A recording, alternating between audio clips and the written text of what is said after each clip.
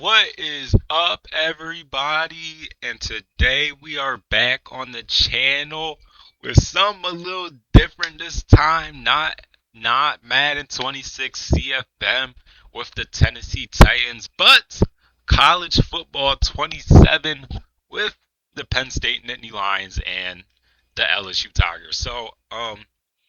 Today, like said in the last PXML video, if you guys watched it all the way to the end, I said my next video would be college football 27 since the game came out. This isn't really nothing.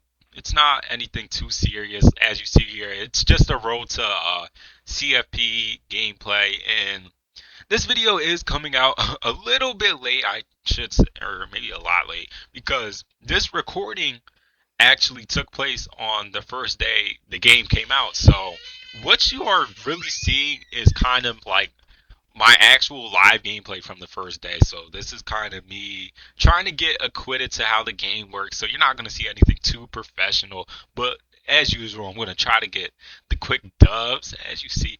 But another big problem that came up with me on this video is that the audio that was actually supposed to come out for this video started lagging.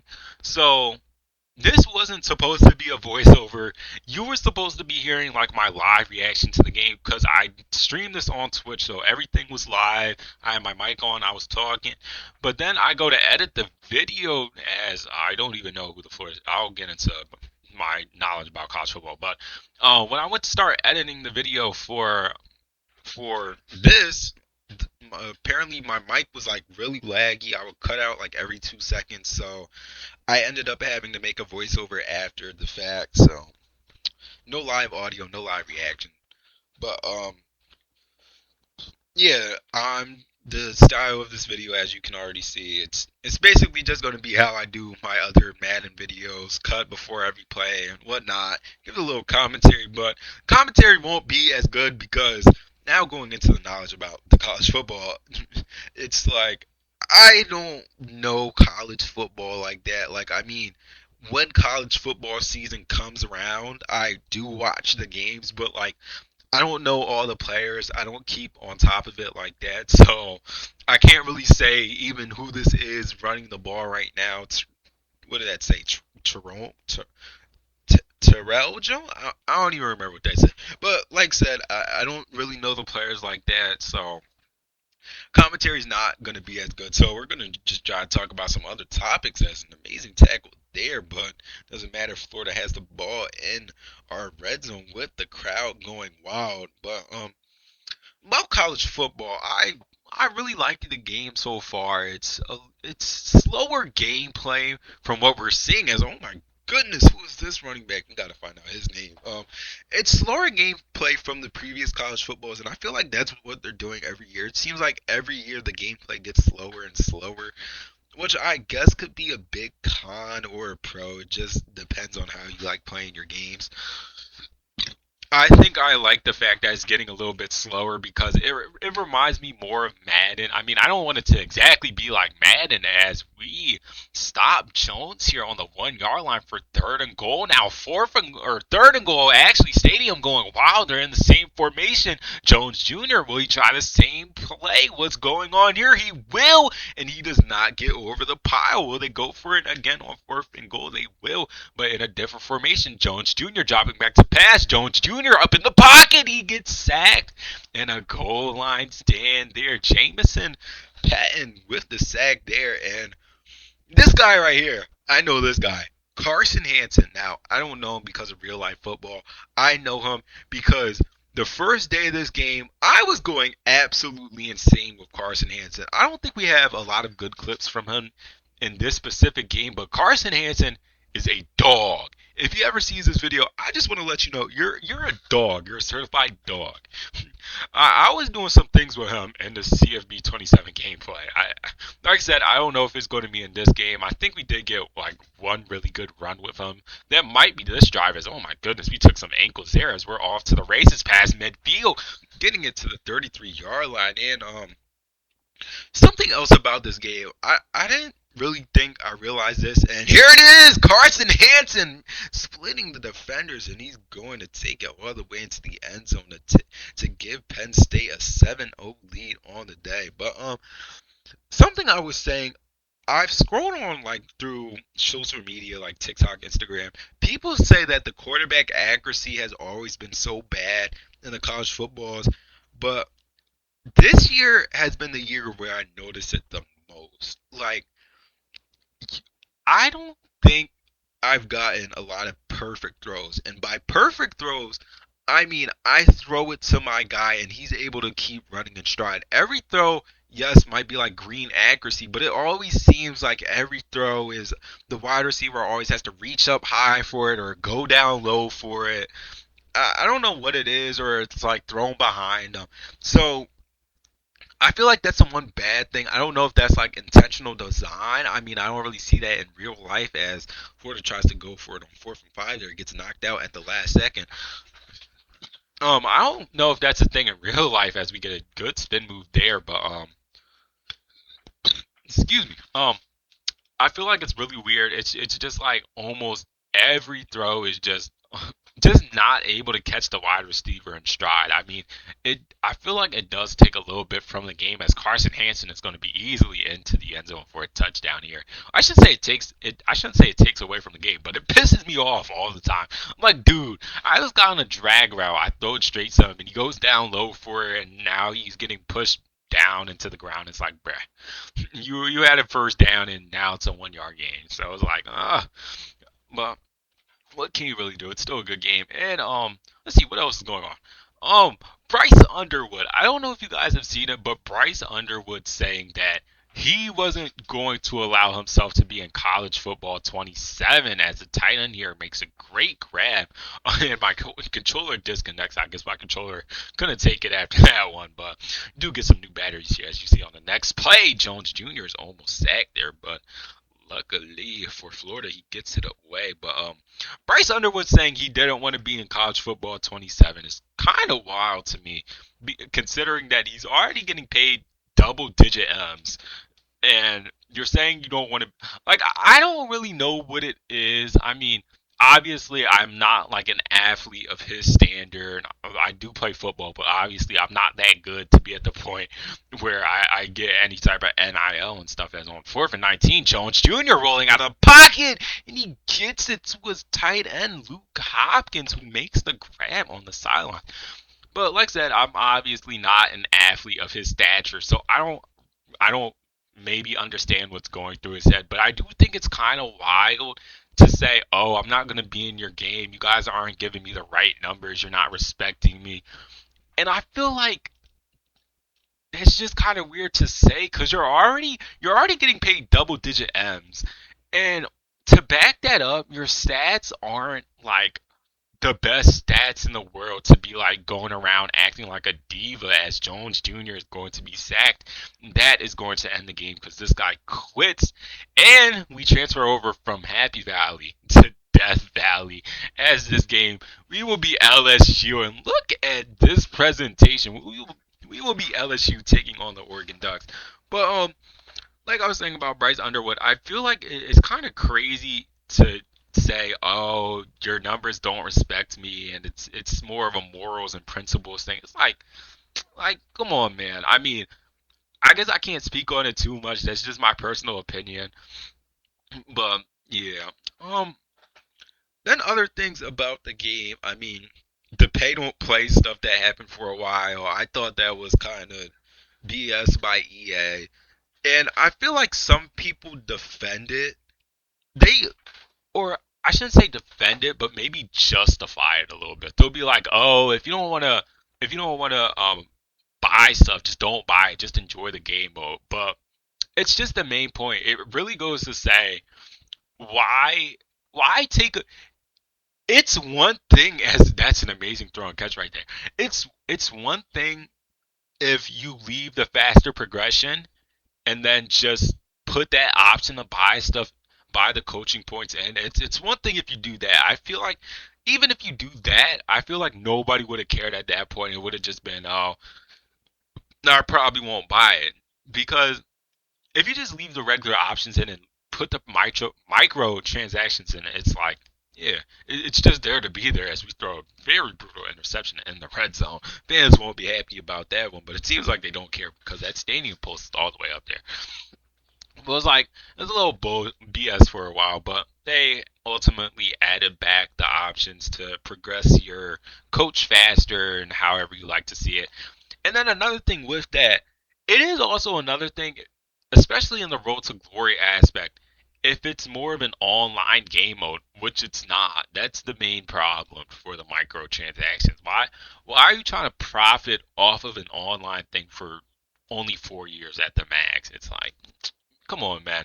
No, you want to make your profit, but you gotta be a little bit more smarter with it. You know what I mean? Make it more like 2K before you try to add in the microtransactions.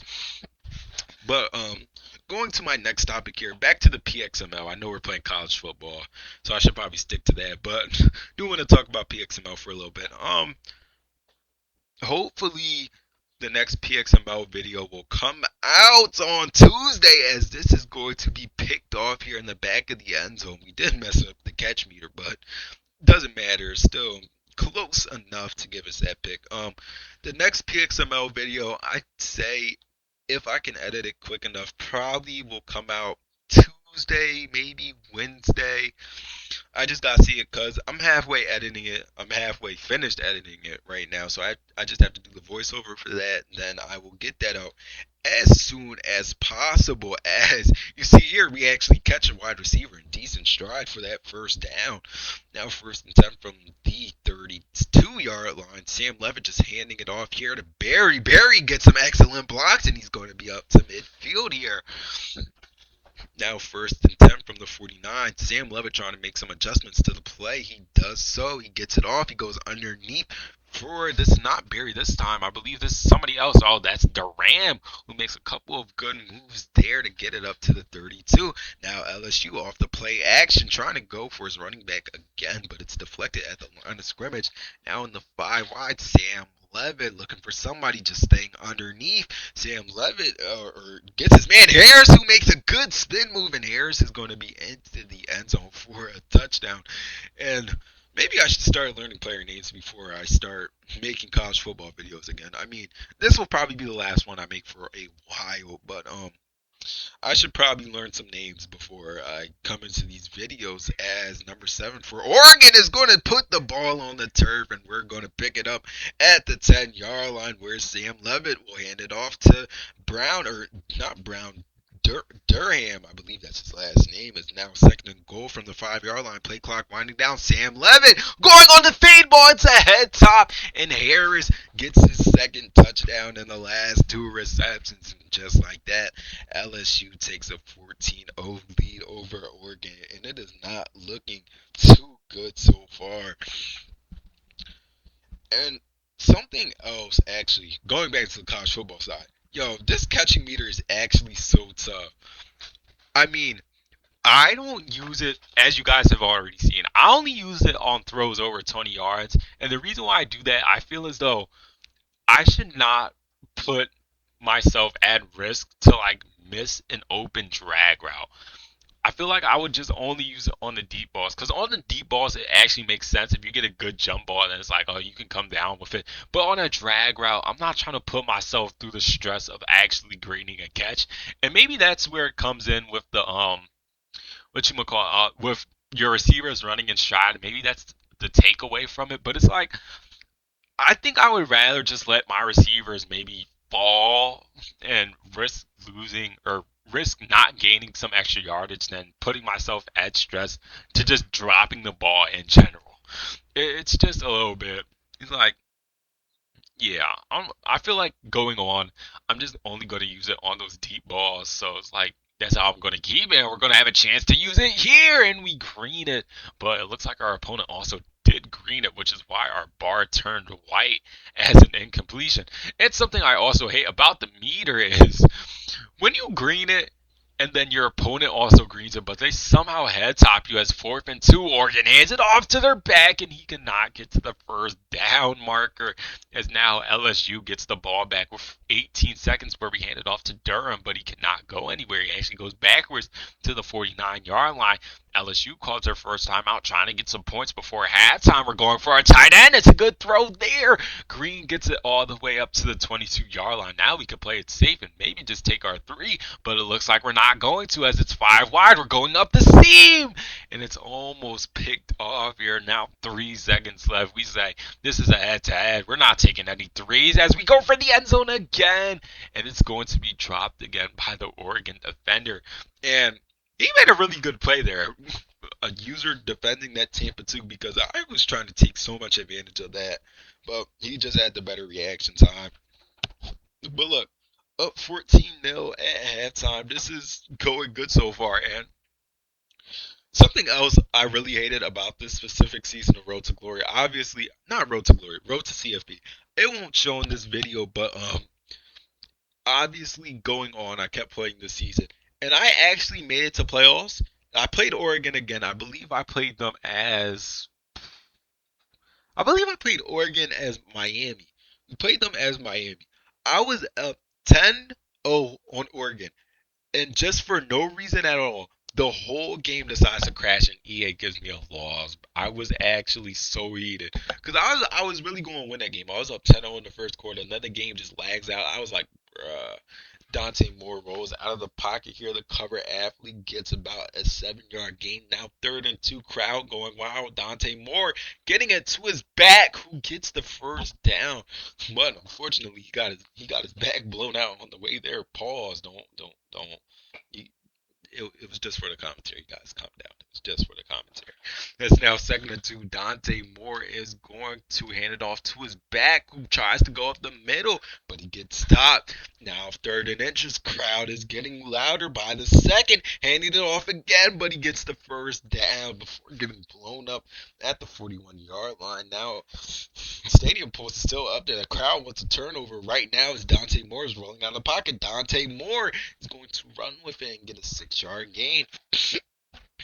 Now 2nd and 4, Dante Moore handing it off to the back this time, who has basically nowhere to go, only gets a 1-yard gain, and Oregon needs to get in this game fast because the time is running out as Dante Moore dropping back to pass. Dante Moore going over the middle, and it's going to be picked off.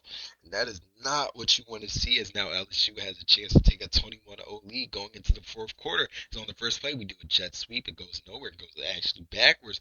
Also forward. Now 2nd and 14 from the 19-yard line. Sam Levitt going underneath for his tight end, who barely gets any yardage, only a 3-yard gain. Now 3rd and 11, 5 wide, the same formation we've really been running all day. Sam Levitt trying to go for his number 1, but he gets hit as he throws. Luckily he did, because that would have been a pick and not have given us the chance to go for it on 4th and 11 as Levitt is rolling out. He's taking off. He's going to have the first down without any contest.